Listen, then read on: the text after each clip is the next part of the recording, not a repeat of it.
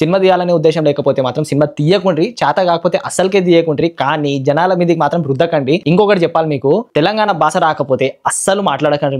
మీకు సెట్ కానప్పుడు వదిలేయండి. తెలంగాణ భాష వచ్చి రానట్టు మాట్లాడి ఏదో చేసేస్తున్నాం అన్నట్టు ప్రౌడ్ గా ఫీల్ అవ్వాల్సిన అవసరం లేదు. అసలు ఈ 12 రైల్వే కాలనీ మూవీలో అల్లరి నరేష్ మాట్లాడుతూ ఉంటాడు తెలంగాణ భాష, చిరాకు వచ్చింది నాకైతే. మా భాష మాకు తెలుసు రాబోయ్ ఎట్లా మాట్లాడతామో, ఎంత మంచిగా మాట్లాడతామో, అట్లాంటి ఎందుకు కాపీ కొట్టి ఏదో చేసేద్దామని చెప్పి ఎందుకు చూస్తారు నాకు అర్థం కాదు. సెకండ్ థింగ్, సినిమా అస్సలు బాగాలేదు. ఆ డబ్బింగ్ సింక్ లో లేదంటే ఊరికి మధ్యలో పాటలు వచ్చేస్తున్నాయి, సడన్ గా పాటలు వస్తున్నాయి, సడన్ గా వాడు హార్ట్ బ్రేక్ అయిందంటే సాడ్ సాంగ్ వచ్చేస్తుంది. ఏం జరుగుతుంది అసలు? హారర్ కమ్ థ్రిల్లర్ అని పెట్టినాం, హారర్ ఎలిమెంట్స్ ఒక్కటి కూడా ఉండదు. అదేదో పొలిమేర 2 లోకి వెళ్ళి తీసుకొచ్చిన హారర్ ఏదైతే ఆ ముగ్గేసి అదైతే ఏదైతే చేస్తారో అది ఒకటి ఉంది. అది దేనికి పెట్టినరో వాళ్ళకి కూడా తెలియదు. 2025 లో ద వరస్ట్ సినిమా అంటే 12 రైల్వే కాలనీ అంటా నేనైతే. భీమ్స్ ఎస్ఎల్ఓ ఇచ్చిన మ్యూజిక్ పరమ చెత్తగా ఉంది. అసలు నాన్ సింక్ మ్యూజిక్ అది. దేనికి పెట్టిండు, దేనికి కొడుతున్నాడు, దేనికి డించ కొడుతున్నాడు ఏం అర్థమైతలేదు. అల్లరి నరేష్ అన్న యాక్టింగ్ చూస్తుంటే మాత్రం పిచ్చి లేచిపోయింది. అన్న నువ్వేనా అసలు?